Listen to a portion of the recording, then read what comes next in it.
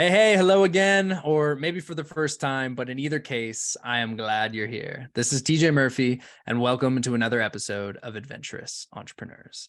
My guest today is Dan Cumberland. Dan is a three-time SaaS founder, a serial entrepreneur, host of the Meaning Movement podcast, and a product strategist with the venture studio 923. He is on a mission to help bootstrapped entrepreneurs avoid burnout. Having hit the bottom before, he's passionate about helping people get the insights they need to recalibrate their work-life balance so that they have more energy and the motivation to keep going. His work has been featured in Entrepreneur Magazine, Inc.com, Fast Company, and many more. His most recent project is a software for repurposing speech-based audio and video into viral-ready shorts. It's called Video Snap IO, and let me tell you, it is amazing. So check it out in the show notes. Just a few of the golden takeaways Dan shares in this episode are how to know when you're headed towards burnout and how to course correct it, the value of strategic partnerships, and how to track and measure balance in your life in a way that leads to peak performance. This is a value-packed episode. So without further ado, this is me and Dan Cumberland.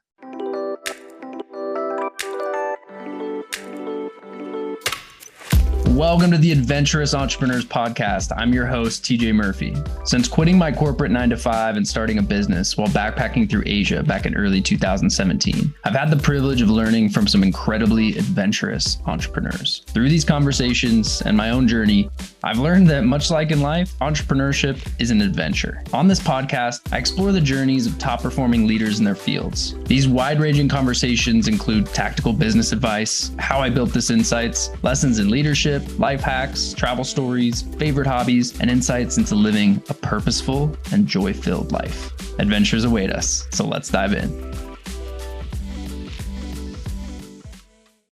Hey, Dan, welcome to Adventurous Entrepreneurs. TJ, what is up? I am pumped to be here with you today. Thanks so much for having me. Likewise, my man. I've been looking forward to this ever since we first connected back before the holidays. And you shared all the exciting stuff you're working on, which we'll get into here in a minute because, guys and gals, this man has some really awesome stuff to share. But I wanted to start by just pointing out how cool is it that we live in a world where I'm randomly scrolling on LinkedIn one day, I come across this awesome dude's profile and say to myself, now that's someone I want to have in my network. And I love it. Dude, a few messages back and forth, a quick, hey, let's get to know each other call. And here we are. You're now a guest 100%. On my podcast. I'm going to be using your video editing software here shortly. And ramble, but I just wanted to highlight the power of making connections online and then turning them into real life conversations, friendships. I love that. And I feel like I've really been leaning into LinkedIn recently, and just like having connections like these are just so powerful. And it's like social media actually feels social for like the first time in my life, you know, and so thank you for making this connection happen, because it's like, that's what, you know, we're wired for connection. And it's so fun to use these digital tools to actually make real human connection. So I'm just pumped to be connected. They can either be like the bane of our existence or these tools that actually lead to some powerful stuff. So you know, on that note, you've been able to form some incredible partnerships throughout your career. Do you have any strategies or ways of evaluating partnerships that have allowed you to create those win-wins that really accelerate your success? Yeah, I really feel like partnerships are my secret superpower, if that's a thing. It is now. It is now. And for me, I think it just always starts with giving first and trying to help in as much as possible. Even just like how we jumped on a call just to like get to know each other. I thought you're doing some interesting things, just looking for ways to collaborate, looking for people I can refer you to. One of my mantras in life is I just love making my friends money. And so anyone that's in my network, I'm just passionate about, like, I'm kind of better at making my friends money than I am like my own businesses, you know? Hey, that's a superpower. yeah, that's another superpower. So you'll hopefully be benefiting from that soon, TJ. Awesome. But like, I'm always just looking for opportunity to help. And I think that's where it always starts from. And that's where so much of what I've done in life pretty much all of it you can point back to a relationship in some way, a door that was opened, a partnership that started. I don't have like a real firm, like, here's the criteria, but it always starts with trust, building a relationship that's open-ended and building trust. And then from that trust, you then there comes opportunity, and that opportunity can come in form of introductions. It can come in form of, one-time projects, or, whatever it might be. It can come, and it can be referrals. But then after that, like the next level deeper is, a partnership where there's like the overlap of interests and alignment of values and mission, and also like a way that we can add value to what each other are doing. And so that's a big part of I guess how I think about it. But it all starts, like, it's not very methodical. I'm not a very linear thinker at all. And I'm not like, going about my network just like trying to find the right partnerships. Yeah. I wish that I was that smart. Yeah, me too. But also it wouldn't feel real, right? And I think that's what I do well, is like kind of wear my heart on my sleeve and try to help out as much as I can. And it all starts there. Yeah, man. I mean, that's what struck me even just in the first few minutes of our conversation, is you were just so open and real. And then, like you said, providing value. I think at the end of the call, what led us here was like, how can I support you? Or like, what can I do to help you out right now? And I was like, well, I think it'd be awesome to have you on the podcast. Totally. And here we are. Yeah. So, it's a perfect example. Yeah, man. So let's dive into your journey a little bit. You've founded multiple SaaS companies, among other companies, and you're a successful podcast host. You're a product strategist of a cutting edge software engineering company. Yeah. Are there any key moments in your life that led you to become this adventurous entrepreneur that you are today? I love that question. It all ties back to partnerships. This would be a great way to kind of maybe put some meat on the bones of what I was just talking about. But I started my career as a pastor. Spent 5 years as a youth pastor. It was a really challenging fit for me in a lot of ways. Kind of felt like a square peg in a round hole, and really was left asking these questions like, what am I going to do with my life? Ended up going to grad school, studying psychology, culture, and formation, and theology, kind of an interdisciplinary degree. And in that space, in my mid 20s, I feel like in some ways that's kind of when I grew up and kind of found my voice in some ways, and really realized I wanted to be an entrepreneur. It kind of connected some of the dots that I'm always trying to start things. I'm always organizing people. I'm always like, I just love ideas and seeing ideas come to life. And so coming out of that experience in grad school, decided to start a business. Started 2 businesses. One was a photography company, and then the other is the Meaning Movement. And the Meaning Movement, which is my podcast, is currently focused on helping entrepreneurs build businesses that they love for the long haul. So avoid burnout, avoid the $1 million mistakes that come along with burnout, quitting too early, selling, making other business or personal mistakes along the way. And so I was really passionate about this, but had no idea how to run a business, how to start a business, how to do anything online. So I started looking for opportunities to educate myself. Basically, that put me in connection with a guy who was doing SEO. He's running an SEO agency basically at that time. Did like an externship with him, partnered with him on building some websites. So here, like already like partnership relationships, right? Like he's opening doors for me. I'm doing some work for him. He's teaching me about search engine optimization. And that was like super fun, learned a lot, but then that wrapped up and was back to my, building my things. And then he circled back around with me a year or so after, and he had pivoted his business model to be basically a private equity firm. So they'd found a bunch of investors, were buying small software companies and websites. This was, 2016, 2017. And like the idea, like buying small businesses, especially buying online businesses, was pretty fresh at that point. Yeah. So they're kind of trying to ride that wave. And they said, he was basically like, we just bought this video personalization platform. You have a background in photography and video. We like working with you. Do you want to run this company for us? And I was like, that sounds like sure, why not? That sounds like a great way to keep learning, right? And so I said yes, and pretty soon was at the helm of a software company. Started with 12, grew like 17 people. Did 4 million or so in sales with them, launched multiple products, built software for the first time. It was like, I mean, like just jumping into the deep end, and trying not to drown sometimes, but like got to put in some reps around product. Didn't even know that I was doing product management. I was just like, we just need to build stuff so that we can sell it. And so here's how we do that. Real life MBA. Right yeah, there. exactly. And I'm such a fan of, like, you should mention that MBA is like, all due respect to people who take the MBA route. I just think you have to learn in the trenches. And I've gone to the school of hard knocks. That's always been my, I guess, my school of choice. And you just learn so much just by doing it. Even if you don't even have the words to describe what you are doing. After doing that for a few years, transitioned out of that. I wanted something to focus more on the meaning movement.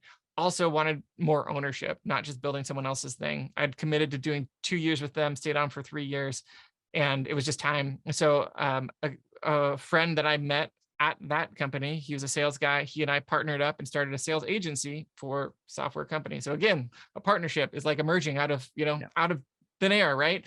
Out of a relationship. He was kind of working for me.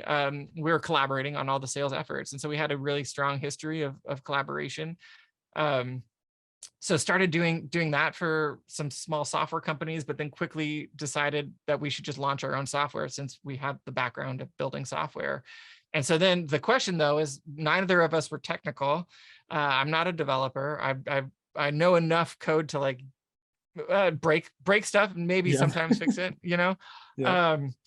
and so started looking around for like, how could we go about building? We hired an agency and that didn't work very well. I spent a bunch of money, like 20 grand on a product that never saw the light of day because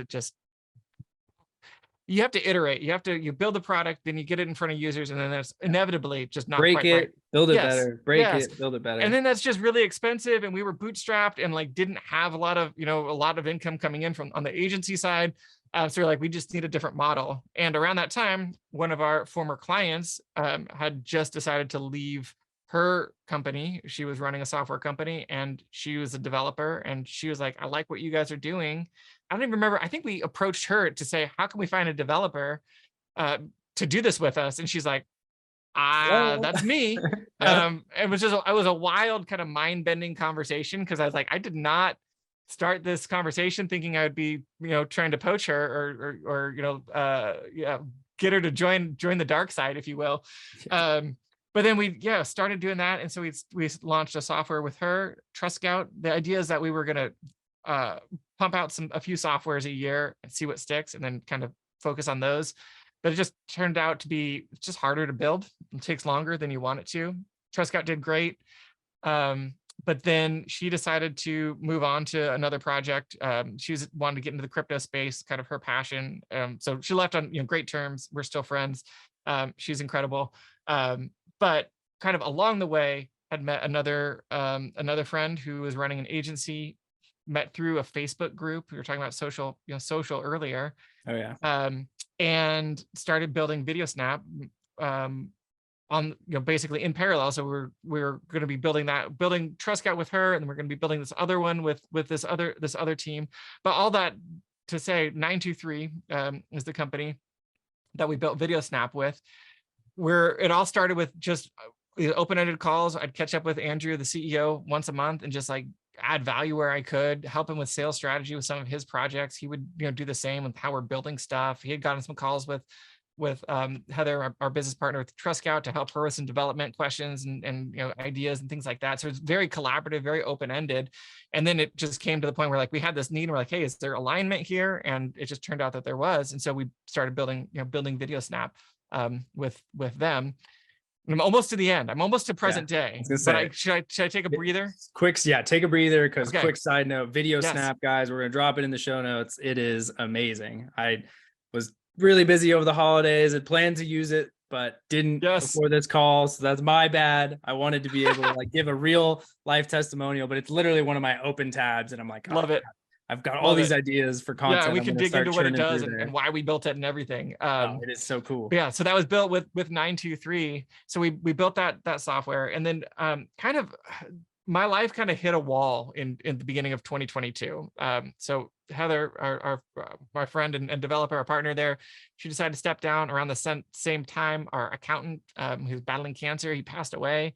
My grandmother passed away. Our marketing efforts with Trescout, we were going into 2022 just on we were on a tear, it felt like. And my business partner and I were like, this is going to be the year we're going to start taking more of a salary from the company. All these things, that everything just kind of crumbled.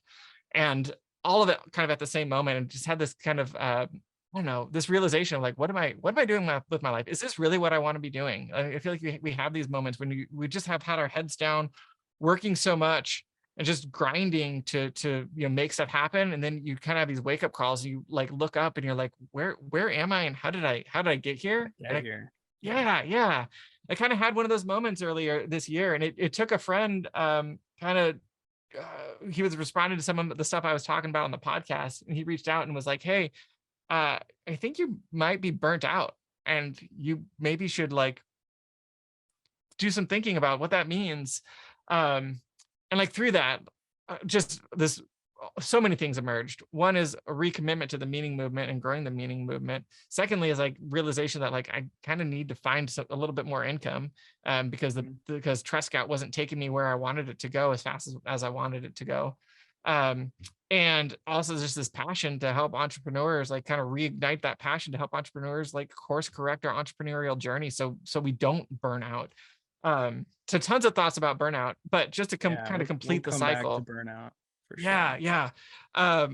Andrew and the 923 team, I mean, serendipitously, they were like, hey, we are looking for a product manager and product strategist, and we love building with you. Do you want to join our team and keep building for other founders? Nice. And so I was like, of course, yes. So that's the whole picture. I feel like I rambled a lot in that. That's all story. Good, man. It gives a lot of context there. Yeah. So now I'm building the meaning movement to help entrepreneurs. I'm building Video Snap to help people repurpose their speech-based content into shorts. Really take advantage of this I feel like tidal wave that's coming, that's happening right now of these platforms moving towards short form video. And then also helping anyone who wants to build web and mobile apps with 923 strategize around, just making sure you're building the right app, not making the mistakes that we made building the wrong apps for the wrong people. And that's my journey. That's Dan right there. What a journey it is, man. I love it, because like having done the research for this conversation, I was able to learn a bit about the trajectory of your career and your passions and everything, at least insofar as I was able to observe it through social media, piece it together online, and that kind of stuff. Totally. And you've clearly had a lot of triumphs, but as you alluded to, you had some big falls as well. Like 100%. Besides this year, and maybe you could talk a little bit more about this year as well. But what have been some of your big failures, and what did you learn along the way that really allowed you to recalibrate and totally get that energy and motivation to keep going? Yeah. I feel like, one of the things that I've done well throughout my career is, and there's two sides to this coin, is to hedge my bets, right? Even talking about like what I'm doing right now, like I can't say I'm doing one thing, right? I'm doing three things. Yeah. And there's a positive and a negative to that. The positive is that like capital F failure doesn't really happen, right? Because I've got other irons in the fire. But the flip side of that is like it also makes growth challenging because my attention is split and my efforts are split. But when I think about like some of the harder hard knocks I've had along the way, I think of like with the meaning movement, one of the main products that I tried really hard to make this a course as the main profit engine for the meaning movement for years, and it just never worked. I think it was just not quite the right product, but it was the first thing that I built, and I just kept trying to make it work. And it took really until this year. And again, that same friend, Raj, who was like, you might be burnt out, he also said like, maybe it's time to move on from that. And so he's a good friend, and again, someone I met on the internet, through social, well, actually through my newsletter, I guess. He followed the podcast and reached out, and it turned into a real relationship. That's awesome. But the failure here, I think, is the failure to quit soon enough. And I think that that's like I'm tenacious. I stick with it. I buy the idea that like you have to stick it out. But like the flip side of that is like sometimes you have to say this isn't working and walk away. And I think that's the biggest challenge in my life is like I don't have these capital F failures to look back on, but I have lots of these things that like, yeah, that didn't go too hot. I was describing it to a friend as like I don't have a lot of home runs. I have a lot of base hits, and then I have something that's less than a base hit, but then you still stay in the game. And like I feel like that's what the course was, is like, you stay in the game. I still get to stay at bat, but like I didn't make it to first base. And that friend was like, it's like you got hit by the pitcher, but you Yeah, didn't I was get gonna to say you got walk. hit by the pitch, but really it's like you kept fouling the ball Yeah, there you over go. and over again. You were Yes. so close to getting the base hit. Yes, Just keep yes. chipping it off. Totally. The hit by the pitcher thing really resonates too, though, because it's like it hurts, right? And like Yeah, I it think there's does. this part of entrepreneurship that we don't talk about is like the emotional cost of all of this. We talk about the cost of doing business, quote unquote, which is you got to pay for your office, you got to pay for your gear, you got to pay for your your tools. But like there's also this emotional cost that like when you put yourself out there and it doesn't work, like yeah, business is business, but it's also like business is also always personal. And so some of my processing, even as a kind of experiencing this burnout and kind of recommitting to the meaning movement, a lot of grief of like, yeah, I've been hustling hard on this for a long time, and it just hasn't paid off the way that I wanted it to, with the meaning movement in particular. And like having to like kind of come to terms with that and say like, bless the effort and say, good work, Dan. Look at all of what I've learned from that experience, Yes, but I'm not gonna yes, keep just plugging away if it's not where my heart's at or actually 100%. bringing me the utility that I wanted to. That energy can be put somewhere where it's going to yield a lot more beautiful fruit in the long run. Exactly. Beautifully said. Couldn't have said it better myself. And I think that's a big part of the entrepreneurial path, is like to learn how to embrace the growth and bless the effort, even when the outcome isn't, the outcome that you desire. Yeah. So when you're facing burnout, whether it's kind of that like pivotal, okay, it is time to just Yeah. leave this and start new, or just a project is going on, or your day is just dragging on Mhm. and you're facing that Yes. burnout. Like what are some things that you want to tell others to watch out Yes. for when they're Yes. facing those experiences and chasing down their dreams? I love it. I love it. Such a good question. I think for me, one of the biggest things is that burnout, I have always thought of burnout as like a midlife crisis, which Yeah. which is funny because now I'm 40, turned 40 this year, and I didn't have a midlife crisis. But at the same time, like I just described what happened this year. I'm like, yeah, maybe 40 that is is the a new midlife 30 crisis. anyway. Yeah, 50 will yeah. be your midlife. Yeah, but I think like but what I mean by that is like I think of like the big blowout where like your life just explodes, and you do some immoral thing, or like make some really stupid mistake, and that's not my story. But I think that's also some of the misconception around burnout. I don't think we should talk about burnout as like a capital B burnout. I think that burnout is a I like to think of it as a like you're when you have to tap into your reserves too often. Yeah. And so what that looks like is just fatigue. The way that I felt it, and this was pointed out to me again by my friend Raj. Raj is getting so many shout outs here. Raj, Let's go, bless Raj. you, bless you for all the good you've brought to my life, Raj. Is I had a team member who like we were just at this point where we weren't sure. I wasn't sure if we needed him.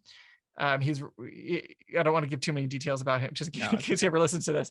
But I was like, I don't want to let him go because I don't want to have to pick up the slack that he would leave. And it's just like kind of at a point where like if that feels like too heavy of a lift to pick up the slack, like it was, the reason we were thinking about letting him go is because we didn't have enough work for him, but the little bit of work that he did have was more than I felt like I could bear. And like just things like that like just add up, where it's a disproportionately heavy lift to tackle a task or an endeavor or a project, when the lift is disproportional to the size of the task or the project, I think is a very significant sign of burnout.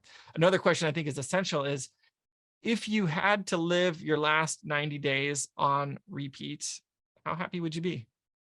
And I think that simple question That's can get to the heart of powerful. it and be like, if your answer to that is anything less than happy, then you probably have some degree of burnout happening in your life right now. And the sooner you're able to just say, that's where I'm at, like, it's not a terminal diagnosis, but the sooner you're able to embrace that, I think it gives you a different way, a different lens to think about your life, so that then you can begin taking steps towards healing, or towards just getting yourself the self-care that you need. I think of it like, I'm a runner. I have a Garmin exercise watch that kind of like runs my life, but it Yeah. has this like score on it. It's like, they call it your body battery, which tells you like how ready you are to train. And on a good night of sleep, it'll get all the way up to 100. But a lot of times, well, because I'm a dad of 3 kids, and maybe because I'm training too hard or whatever, it doesn't get all the way to 100. That's like a full tank. So a lot of Yeah. my days, I'm starting at like, 70, 80 or whatever. And if I, stay out too late or don't sleep well, then I'm starting my day at, 50 or 60.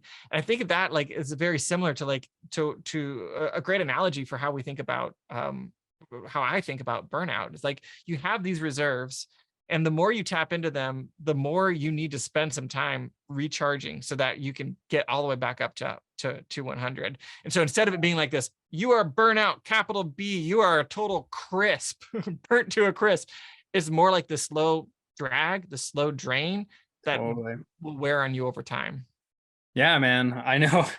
I've certainly been there. I've come to Yeah. realize that myself and many entrepreneurs is that we're just incredibly critical and hard on ourselves, and we've got Yes. so much going on. We're constantly teetering on the verge of success and failure. We're battling with an identity crisis, Yes. burnout, Yes. imposter Yes. syndrome. It's a rough journey for many, Yes. to be sure. 100%. 100%. And what you've been saying, it resonates in so many ways. So I'd also be curious, how do you measure Mm. success and progress Oh, that's so in good. your ventures and just life in general? Obviously, the Garmin watch can also be Yes. Right. a huge tool. I need to get one of those. I didn't realize it had the like 100%. Where are Yeah, you at? yeah, the body battery. It's a That's great huge. The feature. body Yeah, battery. yeah. Awesome. That is such a great question, and a question that I'm really, really passionate about, because as entrepreneurs, the easiest metric, the one that we talk about the most, is how much are you making? And even then, it's like, it's your gross, right? Everyone talks about Yeah. my company did, whatever last Offline, year, but but like, how much yeah, did but you how take much of that home? did you actually keep? Yeah. Um, and but one of the things that I'm passionate about with entrepreneurs is helping entrepreneurs define their success in more than just those financial metrics. That's the easiest one to point at, but I don't think it's the most important, because really, if you zoom out, I think that for most entrepreneurs, and I should say, when I'm talking about entrepreneurs, I'm not talking about Silicon Valley venture-backed entrepreneurs. I'm talking about folks like you and me that Yeah. are either bootstrapped or self-funded in some way. Maybe you have some investors, but not like, not venture capital. Yeah. And we're all in this because we're passionate about something. It's not just about, about making money. We're also in it because maybe it's to realize a vision. Maybe it's to, like with the meaning movement for me, I'm passionate about helping people in this particular way. Maybe it's you want to have less stress, then you want to have more freedom than a 9 to 5. You want to make more money, whatever those things are. We all have these other metrics. I guess I said money there, but to Yeah. exclude money from that, all these other metrics, all these other things that we're going after, that also need to be taken into account when we're thinking about how we talk about success. Because if we're only optimizing our lives for financial success, the outcome of that then is hustle culture, where we're grinding it out, sacrificing our every day to a life that we don't love in order to get to that future point when the business is, when you can step away from the business and only work a 4-hour work week and just get those big paychecks or whatever. But that reality might not come for a Long ton of while. different reasons. One is Yeah. like, your health, like you might get hit by a bus, right? You might, who knows what could happen. And I've had some scary health stuff that just totally comes out of the blue. And then you're in the hospital and you're like, holy cow, everything I've taken for granted about my life is called into question.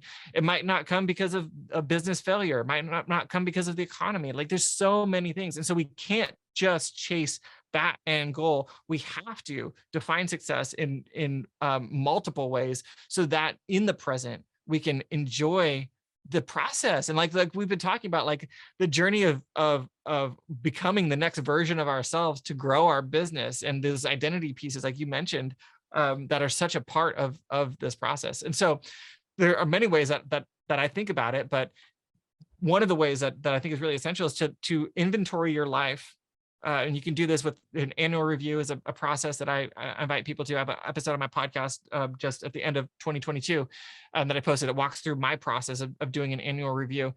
And look at the last year, the events that happened, and to kind of get some perspective on what the highs and lows of your year were, and then look at the present moment and think through the categories of your life, the categories that are most important to you. And these will be personal to you and your values, but they could be things like your health and fitness, things like your relationships, things like your community. You can define that as like maybe your primary relationship. For me, it's my wife and my kids, and then my community, like my friendships. Yep. Your own personal growth and learning, your spirituality or faith, whatever categories fit best for you, define those categories first, and then give yourself a score as easy as that, of like, from one being like, this is an area of attention, like having just look back on where I've been over the last year, this area needs more attention, it's really unhealthy, it's a 1, to like, this is like kind of ideal, this is a 10. And very few people are going to give themselves 10s, especially across the board, unless you're like really crushing it.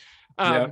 But like, give yourself an honest assessment, and then like that can be a really great snapshot of like, okay, here's life right now, how am I doing, and then what changes do I need to put into place to bring some of those maybe lower scores, 3, 4s, 5s, up to 6, 7, 8s in the coming year. And I think that's a really great way to not just define success as your financial goals for your business, but to ensure that you're making the most of life between now and then, and setting yourself up for a future that you'll enjoy. And my last thought on this is please keep going. Just with the financial goals for people like you and me who are self-funded, we're going to make more money by staying in the game longer 100%. Than we could otherwise. And the way to do that is by not just focusing on those financial goals and instead focusing on these other things, because burnout is real, because I've seen too many friends quit or sell or find other ways that get distracted because they just can't keep their attention up, because that lift becomes too heavy to dedicate their time to their business. So really, even if you want to make the most money possible, the way you're going to do that is by finding the pace that works for you in the present, which is what we're talking about here. Yeah, 100%, man. I mean, one of the biggest hurdles that most successful entrepreneurs face at one time or another is living that well-rounded life and doing the things that bring them joy with the people that they care about most. If you don't have the balance, then you aren't, like your Garmin watch will say, you're not at 100%. You're just draining and depleting as much as you're taking away from those things.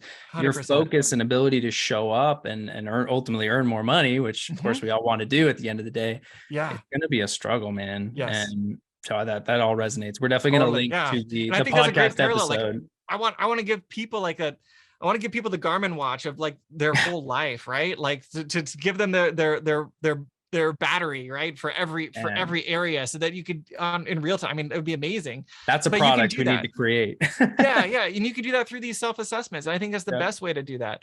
And that's some of what I'm doing with the Meaning Movement. I'm building an accelerator all around these ideas called Bootstrapped Without Burnout, to help people create we're creating a personal dashboard so that you can do these self-assessments quarterly or whatever rhythm works well for you, so that you can find your pace and stay at it for the long haul.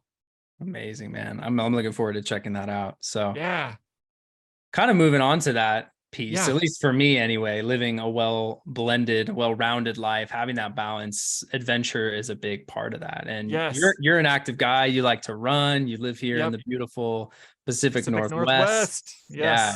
You told me you're a health and fitness optimizer, thus the Garmin watch. So Yeah. I'm sure you go on some pretty incredible adventures with your family and your friends. Do Yes. you have any rules or habits or practices that enable you to create more adventure in your life and Yeah. actually plan for it? I love that. It's such a good question. That's one thing that I love about you is just, even just the theme of this show, and it just speaks to me that like and I think that's somewhat jumped out to me about you just from the get go is like that you get it. Like you're not just in it just to grind it out and make a bunch of money, but God, no, to man. I'd have be the so adventures. miserable.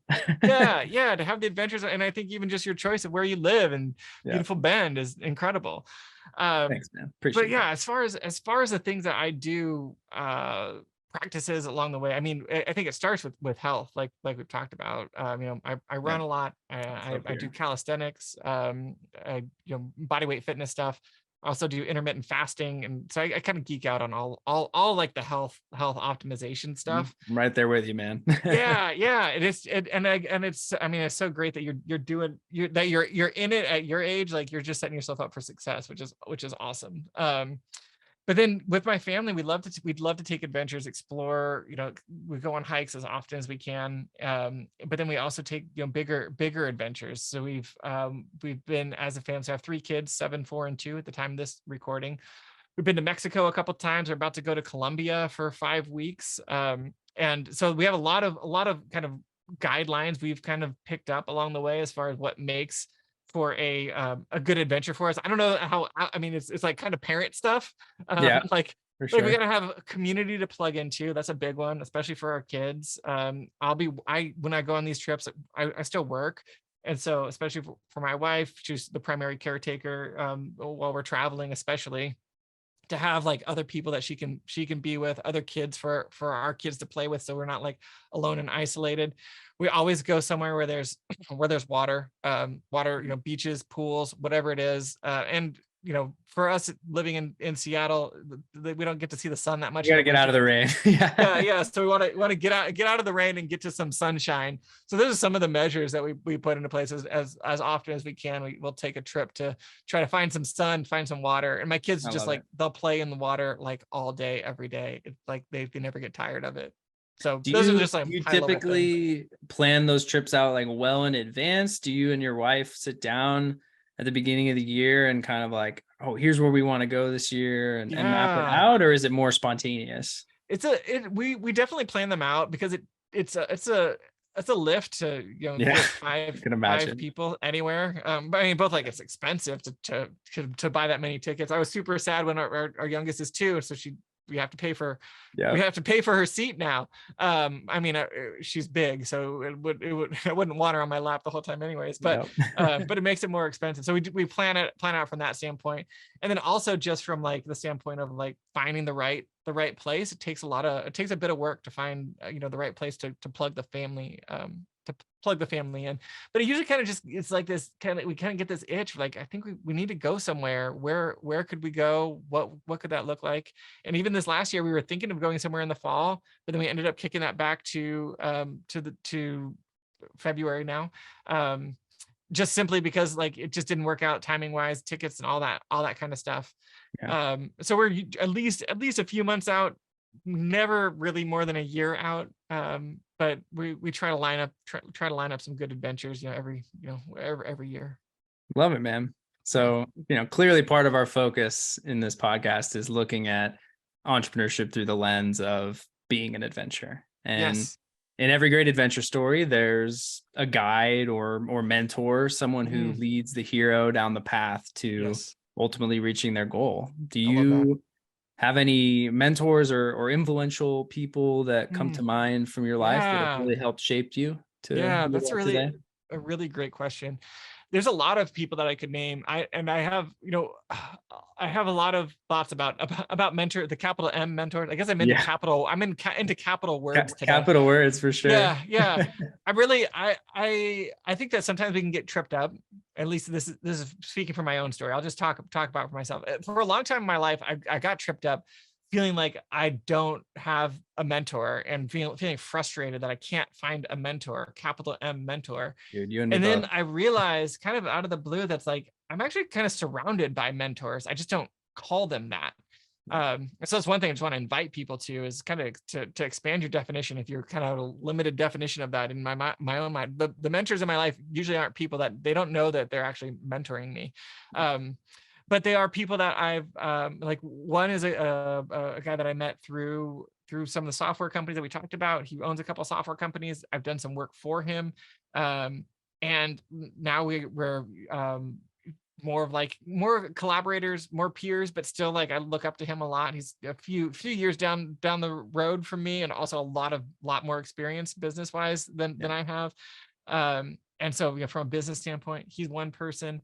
But then I also look at, like, different areas of life, because you're not going to find there's not one person who holds the keys to all areas of life, right? And so you look at your different areas of life, and then look at, like, how people are thriving in certain areas, and learn from them.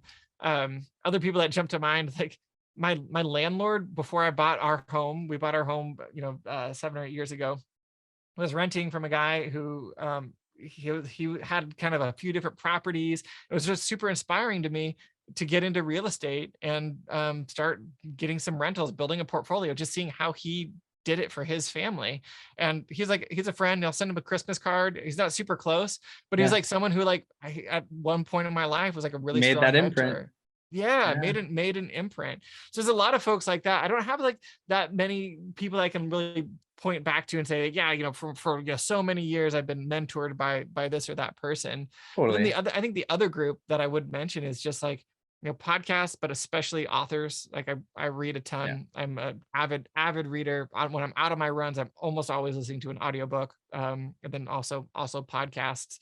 But just trying to learn as much as I can from other people who have been down the road further than I've been, so that I can try to emulate their success.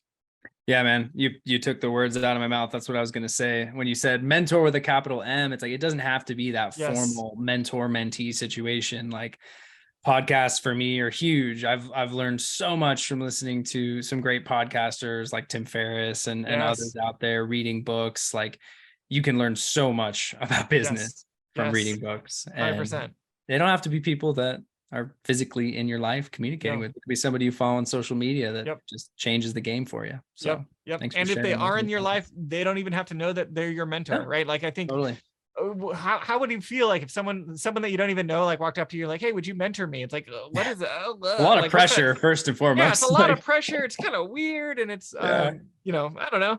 And so I want to invite us all to expand that definition. You learn anything you can from anyone you can learn it from, is kind of my totally, man. I'd never thought about it before, but my wife is such an influential force in like well-being and everything that goes under that umbrella. And that was not my world at all. So in some ways, she's been a mentor for me. That is so beautiful. Getting into meditation, getting into just focusing on workplace wellness and having good routines and healthy habits and all this stuff that really sets me up for more success and happiness in my life and in business. So beautiful. What a great partnership, and way to find a good one. It's crucial. It's crucial to your success. And I haven't spoken about my wife here, but, like, man, I wouldn't be here, if it wasn't for her, because similarly, she's been there for me every step of the way. So good on you guys. I love it. It's such a wonderful thing, man, to have that partnership where you guys just propel each other. And even if you have separate careers, like, she helps me with my business, I help her all the time as like an outside consultant and in her corporate career. And man, we really just help each other make leaps and bounds that we wouldn't be able to on our own. Yes. And it's so cool to see in partnerships like yours that, like, when that foundation is solid, it, like, opens up so much space, I think, in energy and in mind space, that, like, if you don't have to worry about your primary relationship, like, if it just comes natural, and which it sounds like it does for you, it allows you guys to go to all kinds of other places, professionally and personally, which is just super cool to see. Thanks, man. Yeah. So I have a choose your own adventure question for you. So you can pick which one you'd like to answer, or both if you want to. Totally cool. So number one, what's your favorite place that you and your family, let's focus on family, have traveled to in the past 5 years, or it could be Yep. longer.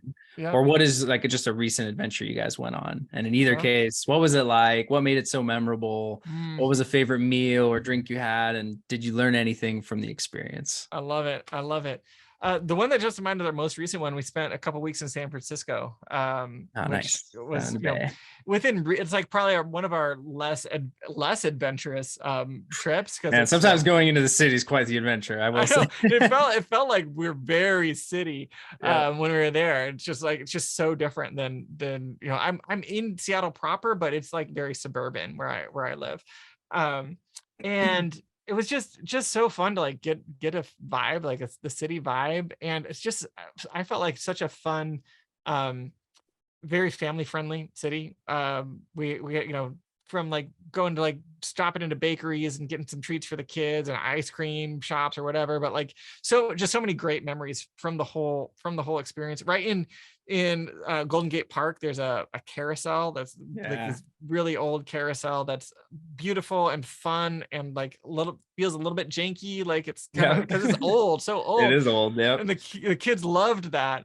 And so like just stuff like that.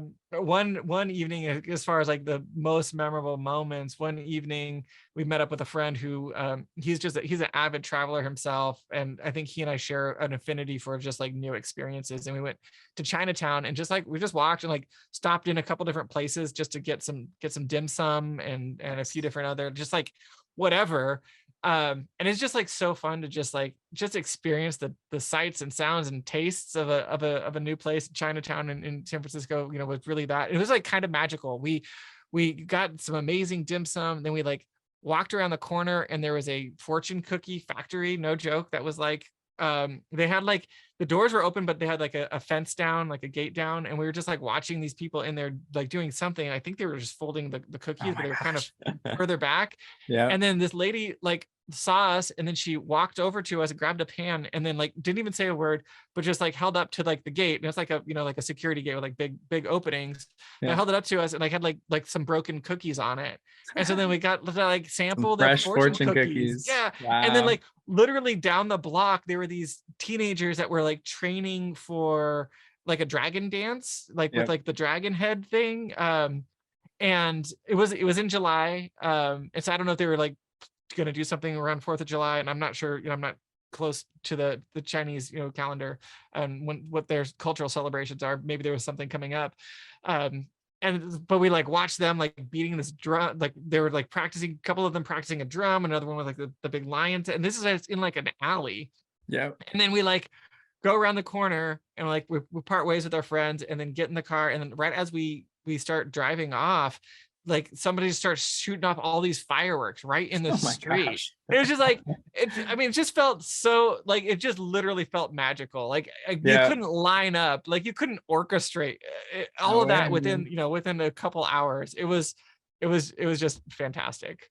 No, and I think the key point there is that when you go into an experience like that with no plan, you just, like my wife and I, we love to explore any city or any new place with no destination. Like maybe we'll have a couple restaurants we want to check out, but like that first day, just going and walking and seeing where our feet take us. Like you said, popping into a restaurant that looks good, getting some dim sum, stumbling upon that fortune cookie factory, getting these and cookies, seeing the dragon dance, seeing the fireworks. Like none of that would have happened if you had your itinerary all planned out for the 100%, 100%. Yeah. Just being open to what life has for you. And I feel like maybe this is kind of a good kind of to come full circle. You talked about like, lessons. Like, I feel like it just goes back to that lesson of like, just going into relationships, just going into all of life open, right? Just open for what might come. And again, just to circle all the way back to partnerships, for me, like so much of the goodness in my life has come from just being open to